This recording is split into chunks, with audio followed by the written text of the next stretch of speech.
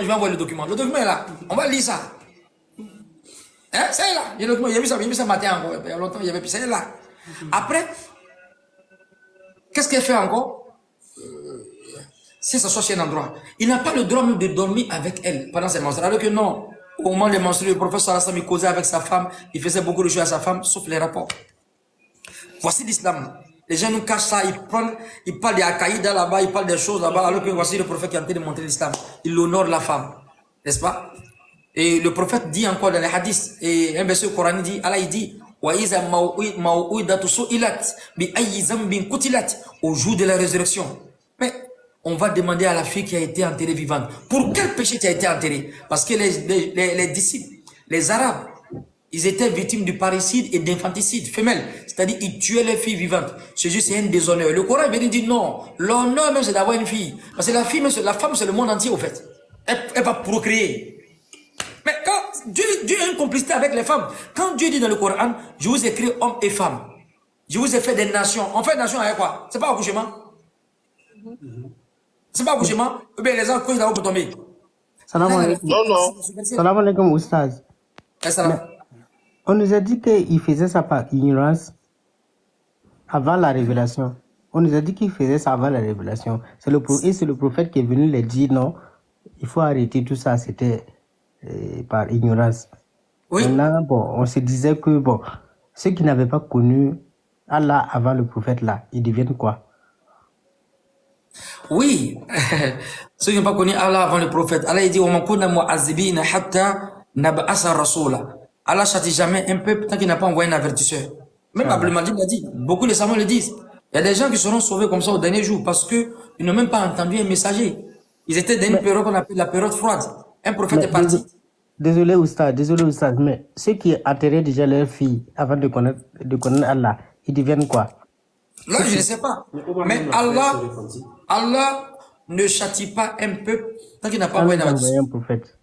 Alors maintenant, ce qui s'est passé dedans, ça c'est Dieu qui va juger. Sinon, ils étaient dans le temps de l'ignorance. Il n'y a pas eu de prophète. Est-ce que je suis? Maintenant, Omar Bon Khattab, lui, il a eu cette chance-là de... Le prophète est venu à son temps. Est-ce que tu vois? Au jour de la résurrection, Dieu va envoyer des gens. Est-ce que Dieu a envoyé des prophètes pour vous avertir? Il y a des gens qui n'ont pas vu de prophète. Certains savants disent qu'ils seront sauvés. Mais Dieu va te châtier sur quoi? Tu es mécréant sur quoi? Tu es mécréant sur un message. Mais si tu n'as pas reçu le message, pourquoi est-ce que tu es mécréant? Donc il y a ça aussi. Il y a ça aussi au jour de la résurrection. Mais celui qui a connu le prophète à notre temps aujourd'hui, comme les chrétiens et les musulmans, on est là aujourd'hui. Tu as déjà entendu. Pour faire des recherches, tu es obligé de faire des recherches. Sinon, il y a des gens qui ont passé, ils étaient dans une période froide où Dieu a voulu qu'un prophète vienne, 100 ans après un prophète vient. Et ceux qui sont là, dans ce temps-là, dans un endroit, ils n'ont même pas eu la connaissance de ce prophète-là. Ça s'est passé. Ceux-là, le jugement est dans la main de Dieu. C'était savants disent, même Imam Ghazali dit qu'ils seront au paradis. Parce qu'il est mécréant sur quoi? C'est comme un bébé, un homme qui naît, il n'est pas pubère et puis il meurt. Il va rentrer en enfer, il va au paradis. Il a quel péché? Il a quel péché? Même pas, il y a bien un sorcier la dernière fois. Tu vas mettre ton micro, s'il te plaît. Merci, pardon. J'ai vu un sorcier la dernière fois qui me dit que non, un enfant qui naît, comme il naît pécheur, là, s'il meurt, il va dans l'enfer. Parce qu'il est né pécheur. Vous voyez ce que les gens font aux gens? Vous voyez ça? Alors que Jésus même... C'est les musulmans qui disent ça. C'est les musulmans, mes frères musulmans avec qui je suis là. C'est eux qui m'ont parlé de ça même. Non, les musulmans n'ont pas dit ça. Permettez, Oustaz, Mouallim, permettez-moi un instant, s'il vous plaît. Barakallahu fik. Forçage. Ouais, s'il vous plaît. Oui, je vous écoute. Tu nous disais que ça fait pas longtemps que tu es musulman, depuis quelques mois, ou bien un an, ou bien? Merci, tonton. Oui, ça fait déjà un an comme ça. Ça fait un an, d'accord. Voilà, comme tu poses des questions pertinentes, mais seulement, voilà, il ne faut pas abuser de notre Oustaz. Oustaz, voilà, parce que nous avons affaire à un personnage ici, voilà, il abuse en fait de notre confiance et surtout de ta patience et de tes enseignements. En fait, c'est une personne ici qui est avec nous, qui passe son temps à insulter l'islam et les chrétiens. Donc, il n'est ni chrétien ni musulman. Voilà, donc je parle avec preuve à l'appui. Voilà, donc forçage, ce n'est pas bien ce que tu fais ici. Quel est le but d'insulter les musulmans? Non. En fait, moi, j'ai jamais insulté musulman, mais moi, je suis D'accord. avec Tu le publies des frère qui vidéos, tu publies des vidéos en insultant les musulmans. Pour quel but? Non, non, non. Moi, j'aime pas insulter musulman. D'accord. Tu veux que je mette ça en Ça, c'est pas direct? des injures. Tu veux que je mette ça en Ça, c'est pas direct? des injures. Bon, en tout cas, tout le monde, ils n'ont qu'à aller faire un tour dans son profil. Oustaz Aziz Khan, voilà, c'est vous qui prenez la décision. Forçage, faut pas insulter les musulmans, hein. Faut faire un effort pour connaître l'islam. Ça peut arriver que tu peux avoir des idées binoclales, n'est-ce pas, des mauvaises idées. Faut étudier l'islam, n'est-ce pas? Ce que tonton André dit, beaucoup sont en train de me dire ça, mais c'est pas ça le but. Le but là, il faut connaître l'islam, il faut connaître Allah, il faut connaître le prophète. Il y a des gens qui combattent l'islam alors qu'ils sont sincères. Ça veut dire quoi? Ils n'ont pas des informations, des bonnes informations. Ils ont eu des informations avec des islamophobes. Donc ils ont pris ça comme agent comptant. Et comme ils sont cessés, ils n'aiment pas le mal. Et puis on dit que le prophète a fait le mal, ils combattent. Mais après, quand ils poussent les recherches, ils voient que ce sont des mensonges sur le prophète. Moi, je te demande, si tu n'es pas musulman, de devenir musulman, de connaître Allah. Et le seul prophète qui est venu pour toi, c'est le prophète Mohammed. Je ne vais pas t'insulter, je ne vais pas essayer de dire, mais essaie d'être sincère avec toi-même. Les enseignements du Coran n'ont rien à voir avec un enseignement. Les enseignements du prophète sallallahu alayhi wa sallam n'ont rien à voir avec un enseignement. Étant donné qu'il est le dernier prophète, n'est-ce pas? Dieu lui a donné toutes les connaissances. Il n'y a pas des connaissances de ce monde que tu vas citer aujourd'hui qui pourra nous profiter dans ce monde et puis après la mort, qui n'est pas dans le Coran. Donc pour toi et pour moi, pour tous les chrétiens qui nous suivent, le prophète est venu pour eux. Pour celui qui est parti tout à l'heure là, qui parlait des Africains, le Coran, si on doit avoir un livre qui est venu pour les Africains, c'est le Coran. Parce que le Coran est venu pour l'univers, à moins que l'Afrique ne soit pas dans l'univers. Contrairement aux autres prophètes qui sont venus pour des peuples. Le seul prophète issu de la descendance d'Ismaël par d'Abraham par Ismaël, il s'agit de Mohammed sallallahu alayhi wa sallam. C'est celui qui a été envoyé à toute l'humanité. Donc vraiment, tu as eu la chance qu'on t'a donné un enseignement du prophète qui honore la femme, qui n'a rien à voir avec les enseignements où on démonise la femme. Qu'Allah donne la compréhension. Qui a une question? Après le frère Forçage. Barakallahu fik, voilà. Donc, nous allons passer, Forçage, vraiment, il faut prendre le conseil de notre oustaz, parce que là, tes publications, elles datent à peine de quelques jours. Il y en a beaucoup, même. Et d'ailleurs, la plus récente, elle est de à peine quelques jours, et ce n'est pas bien, vraiment. Mais en tout cas, quoi qu'il en soit, les conseils, il faut vraiment les prendre, parce que nous avons un sage avec nous, et il aurait pu te parler autrement, c'est-à-dire de te bannir du live, mais en tout cas, il t'a exhorté à ne pas insulter les religions, et d'autant plus que toi-même, tu t'es converti depuis un an, alors que tes vidéos, elles datent à peine, elles sont récentes, et l'islam, ce n'est pas ce que, en fait, l'esprit que tu as selon l'islam et les musulmans, c'est autre chose. Nous, on va comprendre ça comme ça, les vidéos. Peut-être que tu veux t'en prendre aux musulmans, mais les musulmans ne représentent pas tous l'islam, d'accord? Et d'autant plus, si toi tu es converti, normalement tu devrais être représentatif de la religion dans laquelle tu t'es converti. Donc merci. Et King Tamad, tu voulais poser une question peut-être? Salam alaikum. Wa alaykum salam. Oustaz, bonsoir. Bonsoir. Je vous remercie depuis votre position. Et moi, l'enseignement que j'ai toujours voulu tirer de vous, c'est j'aimerais comprendre l'égyptologie. Parce que vous allez comprendre, parce que ça fait la deuxième fois que je pose la question. Et selon l'égyptologie, selon la pierre de Rosette, on a retrouvé le nom de Haman sur la pierre de Rosette. J'aimerais juste un petit développement, même si c'est 2 minutes. Qui est Haman? Ouais, très bien. Au fait, l'égyptologie, il y a 3 temps. Il y a l'ancien empire, le moyen empire et le nouvel empire. Et dans l'égyptologie, on parle de l'histoire de Moïse. N'est-ce pas? Et dans le Coran, il y a 7 versets, si je ne m'abuse, mais 6 versets qui parlent de Haman. Haman. Donc, les gens, ils ont vu ce verset, ils ont dit, ah, le Coran parle d'un Haman. Ça, c'est la seule erreur qu'ils ont trouvée. Les archéologues, les détracteurs, ils ont trouvé dans le Coran pour dire, ah, depuis quand Pharaon, il y a un gars qui s'appelle Haman. C'est que ça. Donc, ils ont dit, ah, Haman n'est pas connu, le Coran a menti. Jusqu'en pendant des décennies, pour ne pas dire pendant un demi-siècle, les gens, ils ont dit que le Coran avait fait faux. Un verset qui dit, Ya Haman, iblini sor alli ablugul asbab as-samawati, fatolli'a ila ilahi Musa, wa innahu la azunuhu kaziba. oh Haman, construis-moi une tour. N'est-ce pas? Il n'a qu'à faire peut-être une maison comme une ziggoura. Une ziggoura, ce sont des maisons qui sont comme ça. Est-ce que tu vois? Pour atteindre le Dieu de Moïse. Deuxième verset, le Pharaon, il demande à Haman, plus de 6 versets où Pharaon, il demande à Haman. Mais le verset qui est cité, c'est là même où il donne la fonction de qui? De Haman. Et il a fallu l'expédition de Napoléon Bonaparte. Ça s'est passé à... Je ne suis pas en train de perdre le fil. 1981. Non, 1798 de 1801. Ouais, c'est ça. En fait, l'expédition ça a pris 3 ans. Napoléon Bonaparte, c'est un artilleur.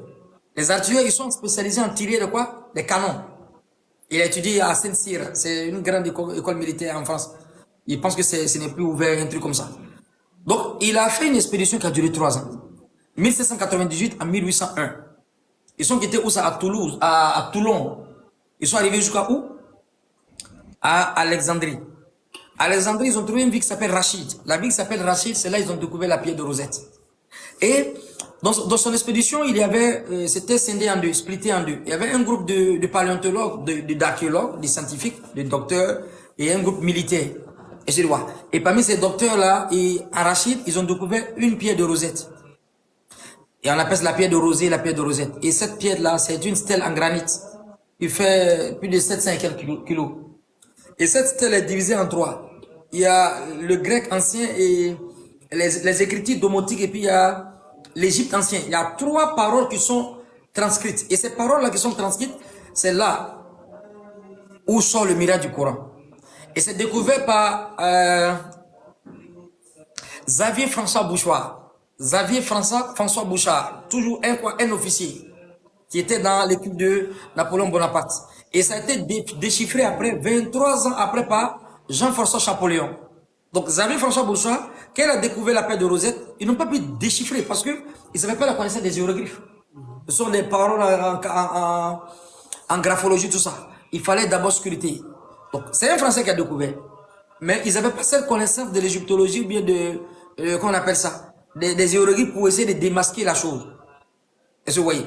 Et après 23 ans, il y a des chercheurs, des archéologues, dont celui qui s'appelle Jean-François Champollion, qui a maintenant fait quoi? Déchiffrer, comment on appelle ça, les écritures qui étaient sur la pierre de Rosette. Et un autre Français encore, Maurice Bucaille, après ses efforts sur l'égyptologie, il a découvert que les découvertes qui ont été faites dans toutes ces inscriptions qui étaient sur la pierre de Rosette, il y avait le nom de Haman qui était inscrit dessus. Et ils ont vu même la datation, ça ramenait au Ramsès, c'est-à-dire au pharaon à l'époque de Moïse. On parle d'un Haman ici qui était à l'époque de Moïse. Vous pouvez faire des recherches sur Chantal de Menti. Ce même Haman qui était à l'époque d'un pharaon est cité dans le Coran. Et le Haman qui est cité maintenant sur la pierre de Rosette, on l'appelle, signifie dans la description des hiéroglyphes, le chef des ouvriers de carrière. C'est-à-dire c'est un ingénieur en bâtiment. Il avait une grande connaissance de quoi? Du génie civil. Alors que le Coran fait ressortir ici dans la sourate 28. Dans la sourate 28, sourate Qasas, où Haman est en train de donner même la fonction, où Pharaon est en train de donner la fonction de qui? De ce Haman là, qui signifie, au fait c'est pas son nom mais c'est sa qualité, chef des ouvriers. Il était tellement intelligent, donc on l'appelait Haman, c'est-à-dire chef des ouvriers de carrière, c'est-à-dire l'ingénieur en génie civil. Donc Pharaon il dit, oh Haman, construis-moi une tour. Donc ce qui montre que de façon pragmatique, c'est pas lui qui va construire la tour. Il va donner au maçon, mais celui qui était l'ingénieur au fait. Là on rentre là dans la métaphore intellectuelle. Il donne l'action à la personne, bien que c'est pas la personne qui va faire de façon pragmatique, mais comme il va faire le plan. Donc c'est ce qui montre que il y avait un gars à côté de Pharaon, non seulement un intendant, mais qui était tellement intelligent, il était spécialisé en quoi? En génie civil. C'est ça le Coran fait ressortir ici. Donc, la découverte égyptologique, ils ont vu que le Haman qui est inscrit, qui signifie le chef des ouvriers de carrière, qui était l'un des intendants d'un pharaon, est compatible et similaire ou en similitude avec le verset du Coran. Je vais lui maintenant le verset. Sourate 28. Pardon, c'est le génie, ma femme. Très bien. 28-38. Et Pharaon dit, oui, vas-y. Surat 28, verset 38. Et Pharaon dit, ô notable, je ne connais pas de divinité pour vous, autre que moi. Haman, allume-moi du feu sur de l'argile, puis construis-moi une tour. Peut-être alors monterai-je jusqu'au Dieu de Moïse. Très bien. Donc la sourate 28, pour ceux qui veulent chercher, au verset 38. Ô Haman, construis-moi, allume-moi du feu sur l'argile, puis construis-moi une tour. Ah, c'est qu'il avait une connaissance. Une connaissance des génies civils. Donc ici, le nom de Haman est cité, sa fonction est citée. Sur la pierre de Rosette, de façon identique, le nom de Haman est cité et sa fonction est citée. Et il vivait au temps d'un pharaon, un Ramsès. Donc ça correspond directement au verset que le Coran a dit. Il dit, ah, voici, le Coran a fait ressortir une parole. Il a fallu l'expédition de Napoléon Bonaparte. Il a fallu la découverte de cul des Xavier François Bouchard. Il a fallu le déchiffrage de Jean-François Champollion pour voir que en réalité, le Coran n'a pas menti. Et notre savant Maurice Bucaille, il allait étudier aussi l'égyptologie. Il a vu que le mot Haman était en similarité avec quoi? Le Haman, au temps de Moïse, dans le Coran. Dans la Bible, il y a Haman, mais Allahu Akbar. Allahu Akbar. Allahu Akbar. Oui, prochainement, il va développer. Il y a beaucoup de choses à sauter, quoi. c'est la Bible qui a fait le reçu de Haman. Parce que, oui, donc le Coran, Dieu, le Coran, c'est le miracle par excellence. C'est un océan sans fin. C'est comme la mer n'a pas besoin des rivières. Même si les rivières ne veulent pas, la mer coule toujours. Le Coran est comme ça, un océan sans fin. Le prophète dit, ça ne peut pas étancher la sorte du savant. Plus tu lis encore, tu as envie de lire. Il y a quelque chose qui me plaît. Ils sont allés faire une découverte dans la mer. Peut-être vous pouvez voir sur YouTube. Les gens sont allés dans la mer, ils sont allés trouver un Coran. Qui a vu ça, ce documentaire-là? Adam. Ils ont vu un Coran dans l'océan. Certainement, il y a des voyageurs peut-être qui ont perdu un Coran. Ils ont vu le gars, il rentre en bas de la tête. Allez taper un Coran découvert dans la mer, au plus profond de la mer. Le Coran est ouvert. Et le Coran est ouvert sur quel verset? Là encore. J'ai vu ça, mais j'ai pas fouillé. Je me Non, rappelle pas, j'ai pas si je fouillé. te dis, puis tu vas regarder, tu vas crier Allahu Akbar. Ouais, j'ai vu ça. Oui, le Coran est ouvert. Le gars, il s'en va, il a torché, il a mis. Le Coran est ouvert. Les versets parlent de la noyade de Pharaon. Le Coran est même noyé. Exactement. Exactement. Le Coran, c'est le miracle par excellence. Je me suis déjà intéressé sur le voyage de l'ange Jibril, alayhi salam. Je me suis dit, quel est le fois où l'ange Jibril a voyagé sur la vitesse de la lumière? Il paraît que l'ange Jibril, c'est la noyade de Pharaon, où l'ange Jibril a voyagé à la vitesse de la lumière. Oui. Peut-être vous allez développer, bon, je sais que j'ai déjà fait une recherche sur ça, et je me suis rappelé que ça faisait partie des voyages de l'ange Jibril, où il a voyagé à la vitesse de la lumière. C'était pour mettre la boue dans la bouche de Pharaon. Oui, il y a 3 endroits. Parce que je pense qu'il y avait une conversation. Souvent, le prophète est causé avec Jibril. Il dit, c'est dans quel endroit tu as été le plus rapide quand Dieu t'a envoyé la mission? Il dit, c'est dans 3 endroits. Ah, c'est ça. Oui, c'est ça. Voilà. Il dit, premier, c'est quand Dieu a demandé de changer le bélier, quand Abraham voulait égorger son fils Ismaël. C'est pas Isaac, c'est Ismaël. C'est pas Isaac, c'est Ismaël. Si c'est Isaac, ils n'ont qu'à faire la fête de Tabaski. C'est Ismaël, ce n'est pas Isaac. C'est un mensonge, on peut revenir dessus si vous voulez. Il dit, c'est quand Dieu a demandé de changer le bélier parce qu'Abraham était prêt pour égorger pour Dieu. Donc comme Dieu n'aime pas qu'on sacrifie, c'est-à-dire il n'aime pas l'infanticide, mâle comme femelle, c'est-à-dire de l'homme et de la femme, donc Dieu a changé le bélier. Abraham ne croyait pas où. Parce que quand Abraham l'a vu, Abraham a coupé, d'autres savants disent que la mère était à côté, elle a dit Subhanallah. N'est-ce pas? Et Abraham, il ouvre les yeux, il voit que l'enfant n'est pas mort, il dit Alhamdulillah. Et Ismaël a crié Allahu Akbar. Et les savants disent que c'est les 3 formules que Dieu a données aux musulmans juste après, n'est-ce pas?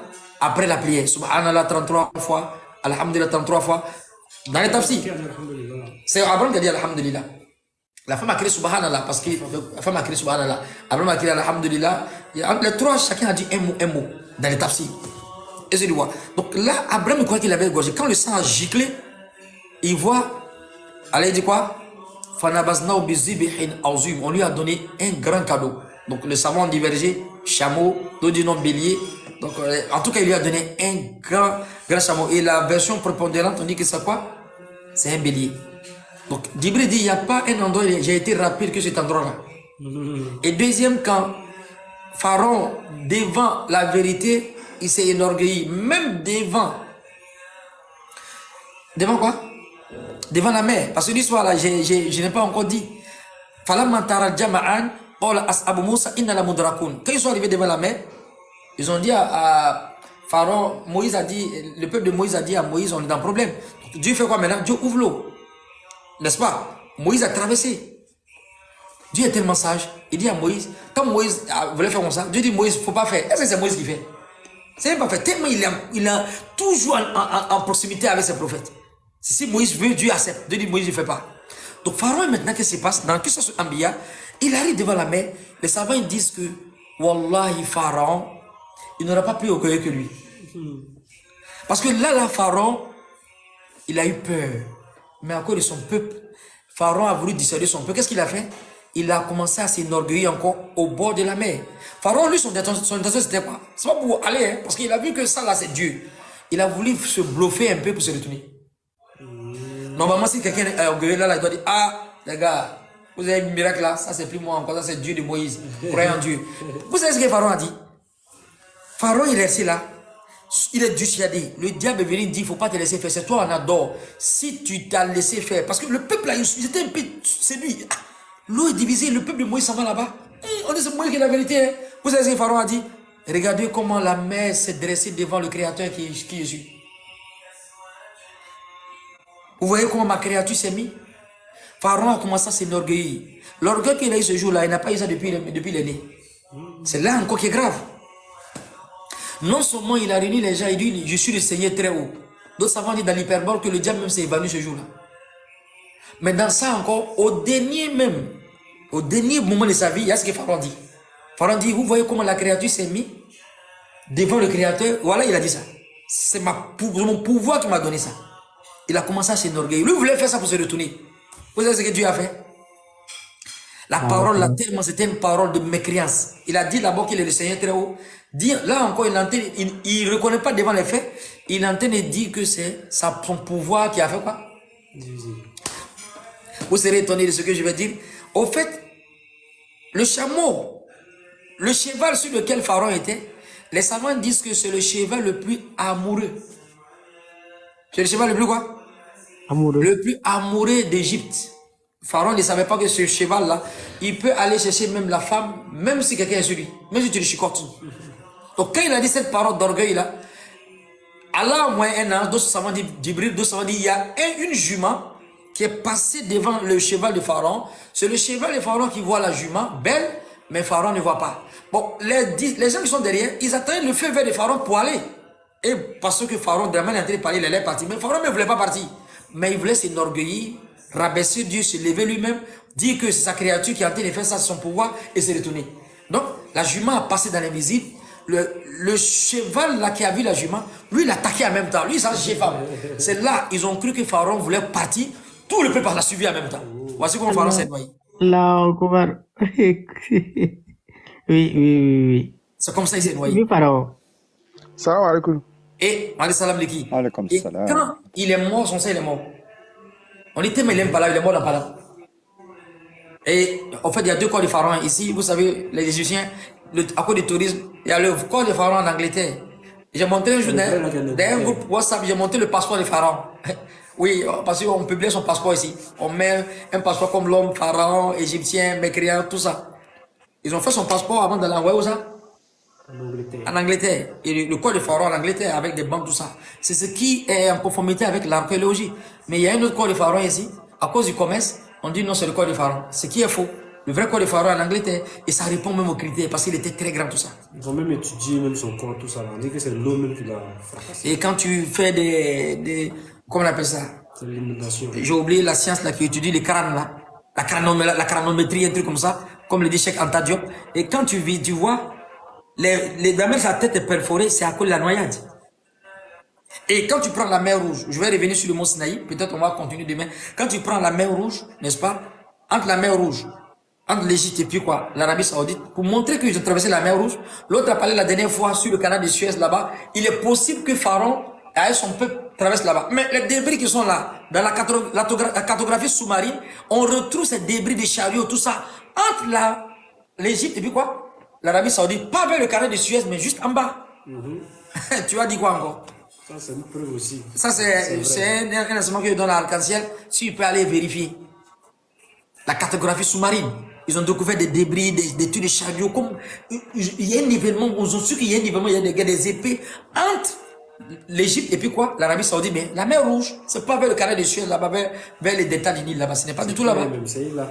C'est là, même la vidéo. Sinon, pourquoi Pharaon va dire que Moïse est perdu? C'est ceux qui sont perdus, parce qu'ils n'ont pas pris la route habituelle. Salam alaikum, Oustaz. Wa salam. En parlant de Cheikh Anta Diop, j'ai discuté la dernière fois avec des Kémites qui me disaient qu'il n'a pas été musulman, mais il est mort dans une famille musulmane. En tout cas, selon moi, mes recherches, je sais qu'il a été enterré selon une formule musulmane. Cheikh Anta Diop est musulman. Beaucoup de Kémites disent qu'il n'a pas été musulman. Oui, parce que comme ils pensent que l'enseignement, en fait, l'égyptologie ne nous ramène pas à l'athéisme. Même l'un de ses élèves, son intendant au Benga, où il y avait, comment on appelle ça ici, en 1974, il y a eu, comment on appelle ça, ils sont tombés le nom du rassemblement là, qui a été fait par l'ONU là. Rappelez-moi le nom là. Ils sont tombés le nom. Hein? En 1974, le mot l'entier est parti. International. Oui, c'est connu. L'ONU parce qu'il parlait toujours de l'Égypte antique, tout ça. Il était des Noirs. Donc, ils ont mémorisé tous comment on appelle ça? Les jésuitologues de l'Amérique, de la France, de l'Angleterre, devant Cheikh Anta Diop. Pendant 4 heures du temps. Il est en train de parler. Oui, c'est l'UNICEF. Mais il y a un autre mot, il cherche. Ils sont oublié le mot là. L'UNESCO. Hein? L'UNESCO. N'est-ce pas l'UNESCO? Il y a un mot. La réunion là. Le mot là, il y a un nom là, ils ont donné à la réunion là. Ah. C'est pas le concile, c'est quoi? C'était passé en 1974. Cependant, tu n'as pas terminé la Hein? question parce que les gens réclament dans le commentaire, au fait, la descente de Jibril, alayhi salam, sur le front, donc tu n'as pas fait le sujet, donc le frère Kin, il nous fait sortir. Voilà, c'est le rentrer colloque dans le du Caire. Merci beaucoup. Merci. C'est le colloque du Caire. Oustaz, excuse-moi, je voulais rappeler aux frères qui posent des questions. Souvent, vous posez des questions, l'Oustaz ne finit même pas l'enseignement. C'est vrai que vous posez des questions intéressantes. L'Oustaz ne finit même pas l'enseignement. N'oubliez pas que vous n'êtes pas les seuls à écouter. Hein. Nous sommes plus de combien de personnes à écouter l'enseignement. Mais quand vous posez des questions, vous êtes toujours en train de le couper pour poser d'autres questions. Donc, ça fait des morceaux d'enseignement. Donc, s'il vous plaît, retenez-vous. Ou bien prochainement, on va mettre de l'ordre. Chacun pose 1 ou 2 questions, puis on passe à quelqu'un d'autre. S'il vous plaît. Oustaz Bismillah. Merci Khadija. Donc, on appelle ça le colloque du Caire. Ça s'est passé en 1974. Et oui, Cheikh Anta Diop, c'est l'enfant des Mourides. L'enfant des Mourides. Il a été éduqué, n'est-ce pas? Il a une éducation islamique. Il a appris le Coran et après il est parti jusqu'à Sorbonne pour aller étudier tout ça. Mais les informations de Cheikh Anta Diop, c'était pour faire retourner, pour tracer, en fait, donner une histoire à l'Afrique. C'était tout. C'est pas pour rendre les gens mécréants. Même son intendant, comme je parlais, Théophile Obenga, il y avait un autre aussi qui est au Bénin, comment il s'appelle là? Ils ont oublié son nom. J'ai étudié eux tous. Même ici, il y avait des livres là que le frère envoyé la dernière fois, Tidiane a envoyé la dernière fois. J'ai vu ces mêmes livres là-bas. Bon, le lieu qu'on devait partir payer là, acheter là, comment on appelle ça, le rassemblement était fini. Donc, l'égyptologie ne nous ramène pas à l'athéisme, non. Donc, si un kémite, dans son kémitisme, des miettes de connaissances, et même parle de l'Égypte. Voici ma maison, voici la pyramide. On va faire une vidéo, on sera à la pyramide, et puis Inch'Allah, on va faire une live sur la page de Cheikh Adam. On a voulu faire ça, mais Kobena n'avait pas le temps la dernière fois. J'ai fait 4 à côté de la pyramide. C'est-à-dire, il y a des lumières qui viennent. Et puis, tous ceux qui viennent ici, là, oui, ce sont des touristes. Des touristes, ils viennent se former ici. Parce que il y a chaque année, vous devez savoir, tous les francs-maçons. Pourquoi sur le billet de l'Amérique, il y a pyramide? Les Illuminati, ils ont une réunion qu'ils font chaque année ici. Ça, je vais vous le dire. Et ça, c'est la ville où ça se fait, je connais cette ville. Et l'endroit où ça se fait aussi. C'est ici, les gens viennent prendre les trucs sataniques ici. Ici, c'est un endroit mélangé. Vous savez que Moïse était ici avec les magiciens. Donc ici, il y a ça ici. C'est-à-dire, c'est le pays de l'extrême. L'extrême mal, l'extrême bon. De la même manière qu'il y a le Coran, c'est de la même manière qu'il y a la sorcellerie ici. Et les magiciens au temps de Pharaon, là, ça est tout là. Donc, tous les Illuminati, tous les francs-maçons que vous connaissez, c'est ici, ils viennent prendre les puissances. Ça, c'est un autre truc encore que je n'ai pas envie de dire. Mais c'est un détail, il peut donner ça à Cora Baka et puis à Cheikh Adam à WhatsApp. C'est quoi? Et je oui. Inch'Allah. Voilà. Donc, les gars, ils viennent, les gars, le Croix-Rouge, tout ça, ils viennent se puiser les énergétiques, les énergies négatives ici. Est-ce que vous voyez? La magie noire. La magie noire et tout ça. Donc, de la manière, il y a le Coran, c'est comme ça, il y a des shirks ici aussi. Est-ce que vous suivez? Donc, Imam, comment on appelle le savant là? Le savant de Cheikh Fawzan, il dit, quand tu apprends le bien, moi je suis très curieux. Moi, depuis que mon blagueur était chrétien là, je ne veux plus qu'on me blague encore. Donc, je lis tout. Je lis tout. Je lis tout. Je lis tout. Je lis tout. Je lis, oh, je lis, ma soeur. Hein? Faut lire. Le gars, il ne veut pas dire comme ça. Il dit, je lis. Moi, je ne veux plus devenir mécréant encore quoi. Je lis. Il dit, de la même manière que tu as, de la même manière que tu apprends le bien, il faut apprendre le mal pour ne plus tomber dans le mal. Pas pour faire le mal. C'est-à-dire, quand Allah dit là, il est là. Je connais Allah, il faut connaître. Fétiche n'est pas bon. Telle personne, ils adorent tel fétiche. Tu connais pour ne plus tomber dans le mal. Donc, ça faut être curieux. Il faut être curieux. Est-ce que vous voyez? Lisez, méditez. L'islam ne doit pas nous blaguer encore. Donc, comme on ne doit pas nous blaguer, il faut mettre des garde-fous avec nos connaissances. Le riche, c'est ça, il protège son argent. Le savant, c'est sa connaissance qui le protège. C'est pas la même chose. Là. Le riche, il protège son argent. Mais le savant, c'est sa science qui le protège. Et si tu n'as pas de science, tu seras protégé comment? Nous savons ça, on écoute, on lit beaucoup, on écoute, on lit et puis on écoute. On a su une vérité, si on meurt dedans, c'est direct. Mais le diable va venir avec des idées, tout ça. Donc la seule chose qui peut confondre les autres, c'est quoi? C'est la connaissance, la science. C'est le moyen le plus sûr. Il faut avoir l'islam à l'état brut. Il faut affronter les tests. Pour ne pas qu'on te dise des choses alors que c'est faux et archi faux. Et je voyais. Question? Liki, salam alaikum wa rahmatullah. Il y a Marwan également qui nous a rejoint depuis un moment. Si c'est, salam alaikum wa rahmatullah barakatuh. Donc, comme il est absent, Liki, tu t'es déjà limité. Bonne arrivée. J'ai vu une question, Liki. Quand je vais répondre à la question, il dit, qu'est-ce qui t'a poussé à devenir musulman et tu es musulman depuis quand? Bon, mon père s'est converti en 96. Et il a fait une grande mosquée qui est connue à Man. C'est là-bas on était catholique, tout ça. Il y a une chose qui me vient à l'esprit là. Chaque fois qu'on était chrétien, on partait au collège là, et on nous disait que dans la mosquée des musulmans, il y a un serpent dedans. Et ils adorent le serpent. Comme de la manière on dit, ils adorent le serpent à la Kaaba, là, qu'il y a serpent dedans. La même chose. Un serpent qui a 2400 ans. Il y a une mosquée là à côté de notre collège là. Chaque fois qu'il passe, quand j'ai rien, j'ai rien avec peur. C'est quand le frère parlait de la justice ici, puis il pensait à ça. La mécréance, c'est une maladie. Hein? Et puis quand tu es mécréant, tu ne sais pas que tu es mécréant. C'est-à-dire, quand tu es égaré, là, le vrai égarement, tu ne sais pas que tu es égaré. Hein? Donc souvent, où on fait le débat avec les chrétiens, là, ils ne savent pas qu'ils sont égarés. Ça, c'est le vrai égarement, ça. Le vrai égarement, tu ne peux pas savoir que tu es égaré. Tu ne peux pas savoir. Essaye de voir. Donc maintenant, on s'est converti. Moi, ma curiosité, moi, je voulais dépasser mon papa parce qu'il était très curieux aussi, puis il s'est converti. Donc moi, je voulais pas le suivre comme ça, quoi. Bien qu'il était le musée de la mosquée, je commençais à faire mes recherches.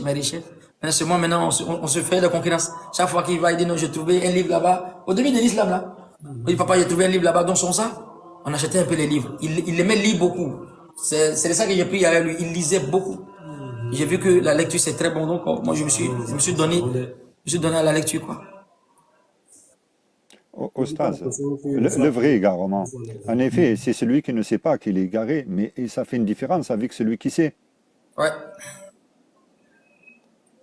Parce que celui qui sait qu'il est égaré, parce qu'il sait où se trouve la vérité, il s'égare lui-même. D'ailleurs, c'est la raison pour laquelle, tout à l'heure, un frère, il avait posé la question que Allah guide qui il veut. Il égare qui il veut. Donc, il y a entre celui qui sait déjà et celui qui ne sait pas. Donc, Allah Oui. peut guider celui qui ne sait pas, qui Oui, est en quelque sorte dans l'ignorance. Bismillah. exactement. Et il a posé la question, la troisième fois où Djibril a été rapide, c'est au moment où ils ont jeté le prophète Joseph dans le puits. Le premier, c'était le bélier. Deuxième, c'était quoi? C'est-à-dire Pharaon, la mort de Pharaon. Le troisième, c'était quand ils ont jeté le prophète Youssouf dans le puits. Salam alaikum. Oui, salam. Comment allez-vous? Ça va très bien, le plaisir est partagé. Ouais, ouais, c'est ton petit Sissé Mohamed Oui, depuis Brazzaville. Ok. Ouais, bon, en fait, non, c'est juste pour savoir, bon, un peu sur qu'on appelle Agar, la femme d'Abraham alayhi salam. Bon, selon la Bible, elle était une esclave. Bon, selon d'autres aussi, elle était une princesse. Donc, j'aimerais que tu m'éclairifies un peu cela. Je ne serais pas plus éloquent que mon maître, docteur Abdelmajid. Il avait déjà dit ça. Je voyais. Il avait déjà dit ça. Aujourd'hui, les gens rabaissent Agar à cause du prophète seulement. Il dit, elle ne peut pas être une femme légitime parce que elle était quoi? Esclave. Voilà. Elle était esclave. Et puis elle était noire encore. Beaucoup ne savent pas ça. Elle était noire. Elle était très noire. Donc, il dit, le prophète ne peut pas être un grand messager à cause de quoi? Du mariage qui n'est pas légitime. C'est-à-dire le mariage d'Agar. Donc, pour dire, Ismaël n'est pas un bon enfant. Donc, il est traité d'un enfant quoi? Alors que le nom d'Ismaël, c'est un nom qui est théophore, c'est-à-dire un nom qui est lié à un attribut de Dieu. Ismaël, Yishmaïl, c'est-à-dire Dieu est celui qui entend. Et Dieu a révélé ce nom à Abraham quand Abraham demandait à Dieu le don d'un héritier. Donc Dieu, pour montrer que c'est cet enfant-là, il a appelé Ismaël. Et le nom d'Ismaël est encore plus, comment on appelle ça? Élevé de par son sens. Élevé de par son sens, et puis c'est quoi encore? C'est plus significatif que Isaac. Isaac veut dire souris, la joie, souris. Parce qu'elle ne pouvait pas concevoir qu'elle va avoir un enfant. Mais Ismaël signifie Dieu a entendu ma prière. Demandez laquelle prière. C'est un nom théophore. Donc le nom vient en réponse d'une prière d'Abraham. Donc de par le nom même, il est élevé que lui. Est-ce que vous voyez? Donc là maintenant, ils vont dire que Agar était esclave. Ismaël était un enfant bâtard parce qu'il a eu, subhanallah, un qui? Il vient d'une femme qui n'était pas aimée par Abraham mais qui était esclave. Alors, le chrétien oublie que Jacob avait combien de femmes? 4. Il a posé Léa, Rachel, Zilpa, Bilha. Là, il a eu des enfants avec Léa, avec Rachel, la servante de Léa, la servante de Rachel. Et tous ces 4 enfants, la servante de Léa, la servante de Rachel, la servante de Zilpa et Bilha, les 2 servantes n'ont jamais été considérés comme fils de bâtard chez les chrétiens, sauf Ismaël. Est-ce que ce sont des gens à écouter? Normalement, si vraiment vous dites qu'Ismaël est comme ça, les enfants de Zilpa, Bilha, des 2 servantes, Léa et puis Rachel, doivent être considérés comme fils de bâtard. Et ce sont eux. D'autres même disent que c'est là que Jésus est sorti. Mais ils ne sont pas bâtards, c'est Ismaël. Mais en disant que Ismaël est fils de bâtard, vous avez dit qu'Abraham a commis l'adultère. Alors que Dieu dit à Abraham dans Genèse 12, verset 3, je bénirai que ceux qui te béniront, je maudirai ceux qui te maudiront. En disant que Ismaël est fils de bâtard, en disant qu'Ibrahim a commis l'adultère, vous êtes en train de vous acquérir la malédiction de Dieu, mais la bénédiction de Dieu. La malédiction. La malédiction de Dieu. Donc les gens se maudissent sans s'en rendre compte. Et ça, c'est au jour de la leçon qu'ils vont comprendre ça s'ils ne se répandent pas. Parce que, au fait, la société n'accepte pas une chose. Tu n'as pas une connaissance et puis tu dis. Même quelqu'un qui veut apprendre un stage, on dit, mais tu as fait quoi? Bon, j'étais ingénieur, j'ai fait ça, j'ai eu mon stage en temps, on te fait passer un stage. La société n'aime pas quand tu ne connais rien. Mais quand il se lève matin, comme il est payé à 300 000, il a sa petite voiture là. Il croit qu'il peut parler de Dieu. Non, c'est intelligent, mais tu ne connais pas savant. Mais les gens croient que c'est amusement, quoi. Tu peux te parler du président comme ça. Tu peux aller sur YouTube pour parler du président sans avoir une information. Et maintenant, a fortiori, Dieu. Ça ne fait même pas peur. C'est bon habitude. C'est grave. Allah dit wala talbisul haqq bil batil wa taktumul haqq wa antum ta'lamun. Ne mélangez pas le faux et le vrai sciemment. Le mot Sinaï, j'ai pas oublié. Hein. Je vais continuer sur la spéléologie. Peut-être demain ou bien après-demain, on va faire la deuxième mi-temps. Inch'Allah. Bon, excuse-moi, j'ai une deuxième question là, ma dernière question en fait. Bon, le grand-père du prophète qui s'appelle Abdul Muttalib. Bon, maintenant, son père s'appelle Abdallah, Sama Amina. Je, je, je voudrais savoir non, si ils étaient des musulmans ou pas. Parce que j'étais là avant l'islam. Non, ils n'étaient pas des musulmans, ils n'étaient pas des mécréants. Parce qu'il dit ils étaient des musulmans, même si on veut être fanatique, en disant ils étaient des musulmans, ils étaient musulmans sur quoi? Mais les savants disent qu'ils étaient dans une période froide, ils étaient dans un temps neutre. Bien qu'ils étaient dans un temps neutre, ils sont comparés comme les gens de la caverne. Je m'explique. Ils avaient une branche qu'on appelle les Hanifi. Et d'autres savants le disent dans la Sira. Ils se réclamaient d'Abraham sans avoir de traces. Ils n'adoraient pas les fétiches. Le prophète, son papa, n'a jamais adoré les fétiches. Hein? Jamais. C'est ça que je vous dis la dernière fois. Imam Sharawi disait, le père d'un prophète direct, pas son grand-père. C'est-à-dire le prophète, son papa est là, en même temps le prophète vient. Son papa ne peut jamais adorer l'idole. Je pense que vous allez me prendre le père d'un prophète dans le Coran, Abraham. C'était pas son papa, c'était son oncle. Imam Sharawi a détaillé. Comme les gens n'ont pas une coutume idiomatique arabe et juive, quand le Coran dit 7 fois, Abraham a dit à son père, à Hazar, le fait que Dieu cite même son père, c'est ce qui montre que ce n'est pas son papa au fait. Au fait, le Coran vient faire ressortir cette compréhension-là. Les gens ne comprennent pas. Mais quand vous prenez Abraham, prenez seulement Abraham. En dehors d'Abraham, donnez-moi le père d'un prophète qui était mécréant. Wallah, vous n'allez pas trouver. Soit vous ne connaissez pas l'histoire, soit on vous a jamais dit, ou bien soit il n'y a même pas de traces. Parce que le père d'un prophète, tous les prophètes, les papas directs, pas les grands-pères, arrière-grands-pères. Le papa est là, maintenant le prophète vient. Direct, ne peut jamais adorer l'idole. Dieu ne peut pas faire sortir un prophète qui est un idolâtre, ça ne s'est jamais passé. Mais dans la famille, il n'y a pas de problème. Mais lui qui va engendrer le prophète, il ne peut jamais adorer une idole. Il ne peut pas être ibadul asnam. Et cette preuve est dans le Coran. Innamal mushrikouna najasun. Les associateurs ne sont qu'impuretés. Donc vous allez parler du grand-père du prophète. Donnez-moi un verset où une sira où le père du prophète adore les idoles. Non, il n'a pas adoré les idoles, jamais. Il était neutre. Mais il y avait une branche qui n'était pas mécréant. Bon, ils ne sont pas musulmans parce qu'il n'y a pas de message. Mais ils étaient neutres, mais ils ont refusé d'adorer les idoles. Comme Abraham, avant qu'il ne soit prophète, a refusé de se prosterner devant les idoles. Ils ne sont pas le tir, mais il ne veut pas. Avant qu'il ne soit prophète, même, je ne veux pas le guider, mais il est dans une idéologie. Ils n'aiment pas les faux trucs. Le prophète, même avant même la mission. C'est comme ça ses parents étaient. On appelle ça les Hanifi. Ils étaient des gens qui se réclamaient d'Abraham, mais ils n'ont pas de traces, ils n'ont pas de voix. Comme les gens de la caverne. Ils veulent la guider, mais il n'y a pas de prophète, il n'y a pas de traces, il n'y a pas de livre. Mais ils cherchent la vérité. Le père du prophète était comme ça aussi. Donc ceux qui disent qu'ils sont mécréants, ils n'ont rien compris, ils ne sont pas mécréants. Et il y a un verset dans le Coran qui le dit, à Surah 36. Lis Surah Yassine, verset 4. Et là, vous comprenez rien, ils accusent, même certains musulmans, même.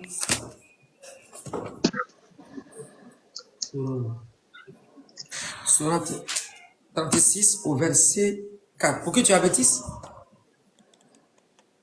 C'est une révélation de la part de Tout-Puissant, de tout miséricordieux, pour que tu avertisses un peuple dont les ancêtres n'ont pas été avertis. Pour que tu avertisses un peuple qui n'ont pas été avertis. S'ils n'ont pas été avertis, pourquoi ils seront châtiés? Donc, il y a des gens comme ça, on appelle ça les périodes froides. Les jugements, c'est dans la main d'Allah. Allah châtie jamais un peuple tant qu'il n'a pas envoyé un avertissement.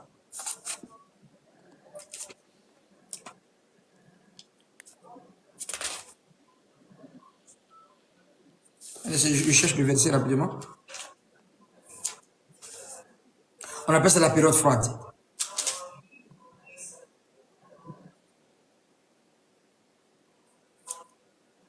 Oui, on appelle ça la période froide. Cherche le verset rapidement. C'est le verset sur la Le verset dit quoi? Allah ne châtie jamais un peuple tant qu'il n'a pas envoyé un avertisseur. Il ne châtie jamais un peuple tant que je ne vois pas un avertisseur. Tous ceux qui ont été châtiés, ils ont eu un avertissement, ils ont refusé, ils ont fait volte face pour la vérité, le châtiment est venu. Et ceux qui ne savent pas, ils sont morts comme ça. Imam Ghazali, plein de savants le disent. Les jumeaux dans la main. Plein de savants le disent qu'ils vont rentrer au paradis. Ils sont mécréants sur quoi? Ils ne sont pas croyants, mais ils ne sont pas mécréants aussi.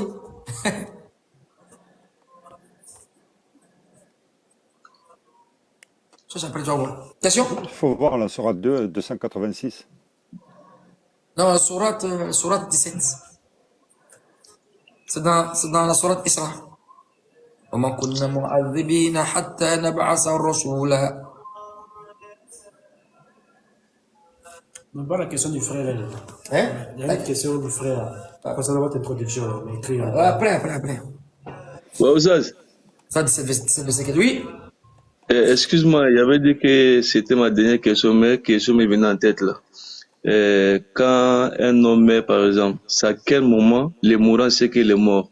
Et puis bon, est-ce que les deux anges, Munkar et Nakir, ils introduisent tout le monde? Oui, le frère il s'appelle Elroy, celui qui a balbutié la dernière fois là. Il dit Ibrahim a adoré les étoiles dans la sourate 6. On a expliqué ça déjà. Alors, il est là. On a expliqué ça déjà. Il ne fait que crier. On a expliqué ça déjà. Ibrahim, dans sa promenade, sinon dans son cheminement vers la foi, il a dit dans le Coran, dans la sourate 37, Inni zahibun ila rabbi sayahdin, rabbi habli mina soli. Je vais vers mon Seigneur, il va me guider. Allah, même parmi les gens vertueux. Donc Ibrahim, dans son parcours, il a vu les Caldaniens. C'est un peuple qui adorait les étoiles, la lune et puis le soleil. Donc il a fait une manière pour les attirer.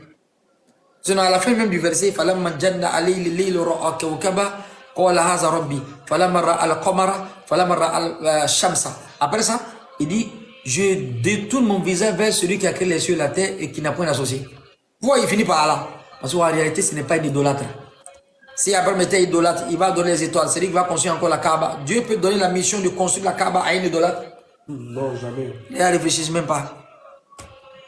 Souvent, même si on n'a pas mis nos services vibrés, il faut être sincère avec toi-même. Il a posé quelques questions là. Si, j'ai oublié ta question. Oui. Oui, il avait dit ceci, c'est à quel moment, à partir de quel moment les mourants sait qu'il est déjà mort? Et puis, est-ce que les deux anges qui viennent interroger les mourants, est-ce qu'ils demandent à tout le monde? Oui, ce qui est rapporté, il y a trop de divergences dessus. Ce qui est rapporté, mais quand quelqu'un il meurt, il sait qu'il est mort.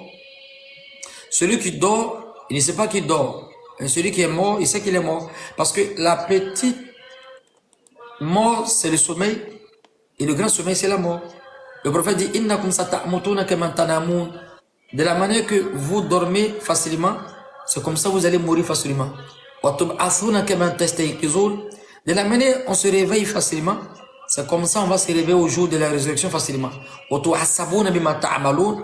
Et vous serez récompensé par ce que vous avez fait dans ce monde. Summa innaha la jannatun abada ou la narun abada. Il faut savoir que il y a un paradis éternel, il y a un enfer éternel. On dit Allah a fait une grâce à l'être humain. L'homme a un début, il n'a pas de fin. L'enfer a un début, l'enfer n'a pas de fin. Et le paradis a un début, le paradis n'a pas de fin. À nous de choisir si on va être éternel en enfer ou au paradis. Ça, c'est dans nos mains. À toi de choisir, à nous de choisir. Donc celui qui meurt, il sait qu'il est mort. Parce qu'il est dans un monde où il voit les anges. C'est corroboré dans le Coran. Ceux qui ont dit le Seigneur, c'est Allah. Summastakam. Au moment de la mort, ils sont restés stables sur le droit chemin. Les anges descendent sur eux au moment de la mort. Allah takhafu wa la tahzan. N'ayez pas peur, ne soyez pas affligés. Ils ont plaqué certains musulmans qui meurent, ils sourient. Il y a un docteur qui s'est converti comme ça à Trècheville. Il dit, mais quand je vois comment les mécréants meurent en train de déféquer, en train de crier, on dirait qu'on les poursuit. Et quand je vois un musulman en train de mourir, il sourit, je ne peux que devenir musulman. La manière même de mourir montre qu'il y a quelque chose après la mort. Mais là, il est serein ici. Mais ici, là, il est en train de crier. Venez me chercher, il y a chaud. Tu as chaud pourquoi? C'est ce que tu as commencé là, c'est ça qui commence. En fait, l'ange de la mort, il prend la forme d'un monstre. Et l'ange de la mort, quand il vient prendre le corps d'un croyant, il prend la forme d'une blancheur éclatante. Donc, on le dit,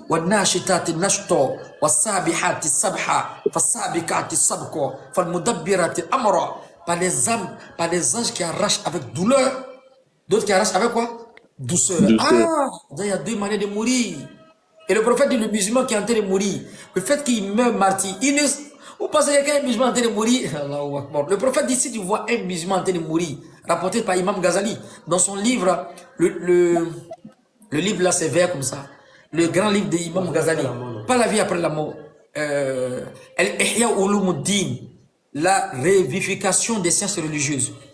Et puis il y a le résumé aussi. Imam Ghazali dit, par la parole du prophète, quand tu vois le musulman en train de mourir, incroyable, au moment où tu vois il est au moribond, et tu vois la sueur sur son front, il dit, prie pour lui, la miséricorde d'Allah l'a enveloppé.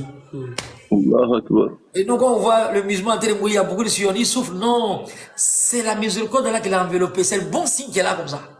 Allahu Akbar. Il est dans leur miséricorde. Mais non, on ne comprend pas, il souffre. Non. Et le prophète dit, nous, on croit que quand quelqu'un meurt, on voit qu'il a mort, il y a souffrance. Non, non. Le Coran dit par les uns qui restent avec douceur. Quand il est musulman, il a donné sa vie à Allah, il prend son temps pour écouter le Coran, parler d'Allah matin, midi, soir. Il meurt dans le bien, les uns ils restent avec douceur. Mais toi, tu ne comprends pas. Tu vois, il fait un soupir, puis il meurt un coup comme ça. Tu pleures. Il a pitié de toi-même. Wallah, il a pitié de toi-même. Le prophète dit, il ne sent rien. Comme quoi? C'est comme un pincement. La seule douleur qu'il sent, c'est comment ça fait comme ça? Ça, c'est douleur? Non. Comme ça, tu vois ça? C'est tout ce qu'il sent. Mais toi, tu vois comme il y a celui ici. Non, le prophète dit, par les anges, Allah il dit par les anges qui arrachent avec douceur. Ça, c'est le corps des musulmans, ça. Pour ceux qui ont dit la ilaha, ce sont des VIP. N'ayez pas peur. En tout cas, si tu es musulman, il faut dormir tranquille. Dieu ne peut pas nous blaguer. Dieu ne blague pas les musulmans. Non, non, non, non, non. Tu as fait 5 prières. Tu es en train de prendre l'ablution matin, midi, soir. Tu peux ne pas prier. Le jour quand même, il est dans la prière même. Il est en train de prier. Il sort de la mosquée. Son ablution est quittée. Qui l'a vu?